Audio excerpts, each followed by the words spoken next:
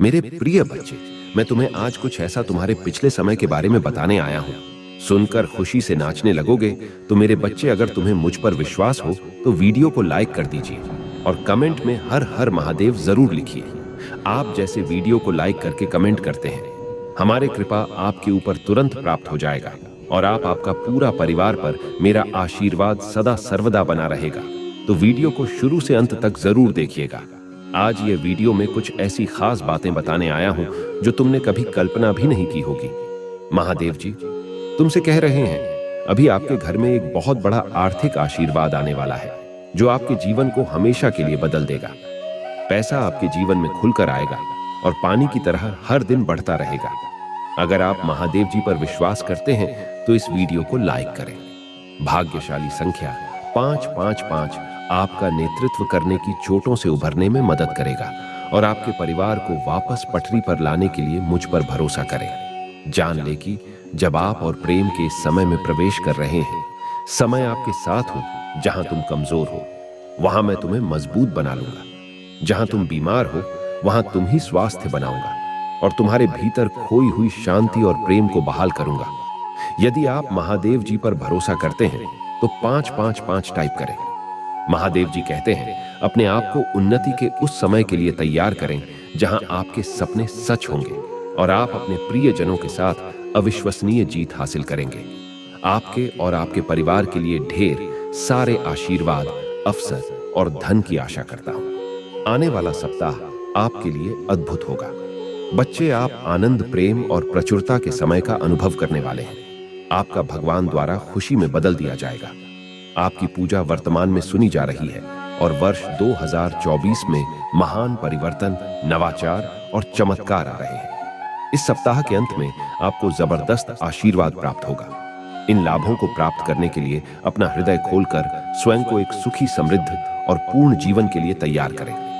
याद रखें, आप इस यात्रा पर कभी अकेले नहीं हैं। महादेव जी सदैव साथ रहने का वादा करते हैं। आपकी लड़ाई लड़ेगा और आपके जीवन में शांति और आनंद आएगा, चाहे परिस्थितियां कितने भी कांटे क्यों ना हो।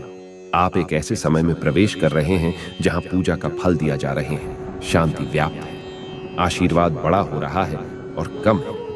आपके लिए विशेष रूप से भगवान द्वारा आशीर्वाद देते हैं। इसे दृढ़ विश्वास के साथ कहें, आज मैं भरपूर प्यार, उपचार और बहुतायत प्राप्त करने के लिए तैयार है, जो वास्तव में मेरा पूरा परिवार एक चमत्कारी पुनर्प्राप्ति का अनुभव करेगा और मुझे विश्वास है कि वह तभी होंगे जब हमें उनकी आवश्यकता होगी। पुष्टि करने के लिए हर हर महादेव टाइप करें। मेरे बच्चे, इस सप्ताह लिए उदास रहते हो, बल्कि जब तक तुम जो मिल रहा है तो उसमें खुश रहते हो, तो स्वयं तुम्हारे अंदर हर एक शक्ति विराजमान रहता है। मेरे बच्चे, यदि कुछ कमी है तो सिर्फ तुम्हें पहचानने की जरूरत है। तुम्हारे जीवन में कोई भी खुशी तुम्हारे पास नहीं रहेगी यदि तुम केवल उदास होकर हाथ पर हाथ रखकर बैठ जाओगे और कोई कार्य ही नहीं करोगे और ऐसा अपने जीवन में आभास करोगे कि मुझे कोई चीज प्राप्त नहीं हो रही है। उस चीज के लिए रोते रहोगे तो आगे के मार्ग बंद होने लगेंगे। इसलिए उठ खड़े हो, सभी चिंताओं को त्याग दो और कार्य करने लग जाओ। जैसे जैसे तुम कार्य करोगे वैसे वैसे आगे की मांग खुद चले जाएंगे। तुम ही अपने आप हो, हमार दिखाई देने लगेगा जो तुम्हें चाहिए। मेरे बच्चे होकर तुम कमजोर कैसे पड़ सकते हो? मैं जानता हूं हर दिन एक समान नहीं होता, किंतु तुम यह कैसे भूल जाते हो कि तुम विशेष हो। तुम एक सर्वश्रेष्ठ बच्चे हो। तुम्हारे लिए कुछ भी असंभव नहीं है। जो तुम्हारे संपर्क में आते हैं वह भाग्यशाली हो जाते हैं। उसने जो यह गलत कार्य किया है, इसका फल तो अवश्य मिलेगा। अब उसकी बर्बादी के दिन शुरू हो गए हैं। मेरे बच्चे, तुम मुझ पर विश्वास रखो। उसकी मानसिक स्थिति अब धीरे धीरे खराब हो रहे हैं। वह दिन रात बहुत विचलित रहता है। उसके कर्मों का ही फल है ये जो उसके सामने आ रहा है, और अब उसके बुरे कर्म उसको इस तरह की सजा दे रहे हैं। किस तरह की पीड़ा मिल रही है उसे। उसने दूसरों के साथ इतना छल किया, उन्हें इतना दुख दिया, यह बात उसे अंदर ही अंदर जा रहे हैं। वह इतना घमंडी है, उसके अंदर इतना अहंकार है कि वह आज तुमसे माफी नहीं मांग रहा है। लेकिन मेरे बच्चे, उसे अपनी गलती का एहसास हो गया है। जिन लोगों की खुशी के लिए वे सब कर रहा था, अब वह लोग ही उसके साथ नहीं रहे। भूलू की उसे नहीं समझ रही है। अब उसे समझ में आ गया है कि उसने कितनी बड़ी गलती की है। जैसे एक वक्त तुम बहुत अधिक परेशान थे, जब उसने तुम्हारे साथ धोखा किया था, तुम्हारे साथ छल किया था, ठीक उसी प्रकार अभी वह भी बहुत बेचैन है, क्योंकि जैसा उसने तुम्हारे साथ किया था उससे भी कहीं ज्यादा बड़ा छल हुआ है। उसके साथ बुरे कर्मों का ही फल है, और यह बात उसे अब समझ में आ गई है।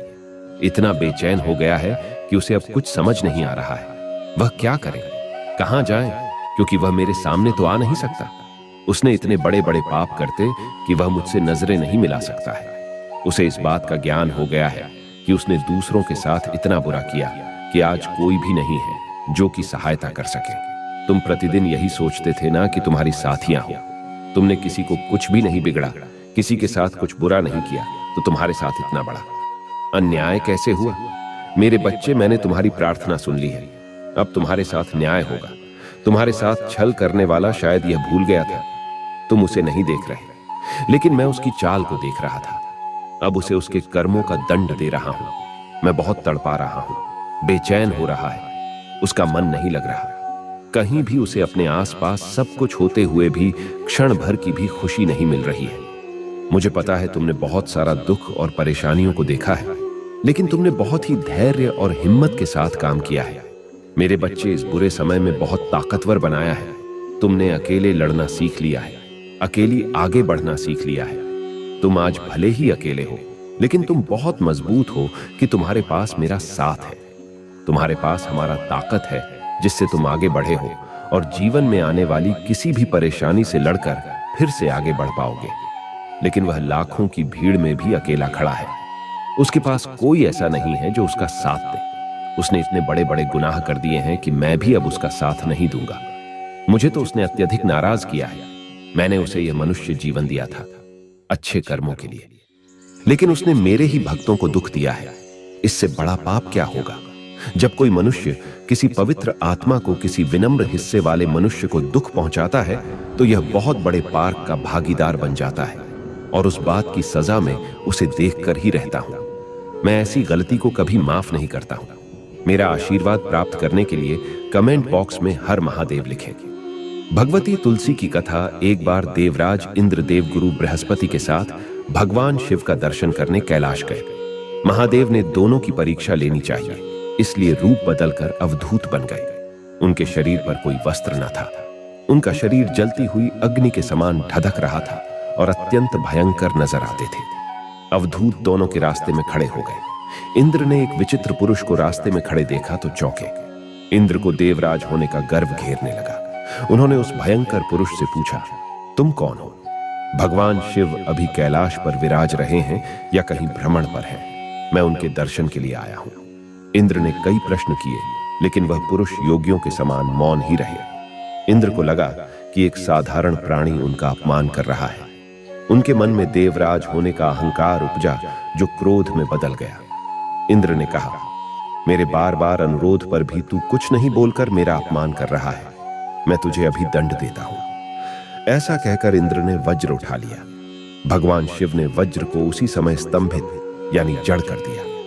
इंद्र की बांह अकड़ गई। भगवान अवधूत क्रोध से लाल हो गए। बृहस्पति उनके चेहरे पर आई क्रोध की ज्वाला को देखकर समझ गए कि ऐसा प्रचंड स्वरूप महादेव के अतिरिक्त किसी का नहीं हो सकता। बृहस्पति शिवस्तुति गाने लगे। उन्होंने इंद्र को भी महादेव के चरणों में लेटा दिया और बोले, प्रभु इंद्र आपके चरणों में पड़े हैं, आपके शरणागत हैं। आपके ललाट से प्रकट अग्नि इन्हें जलाने को बढ़ रही है। हम शरणागतों की रक्षा करें। बृहस्पति ने विनती की, प्रभु भक्तों पर आपकी सदा कृपा बरसती है। आप भक्त वत्सल और सर्वसमर्थ हैं।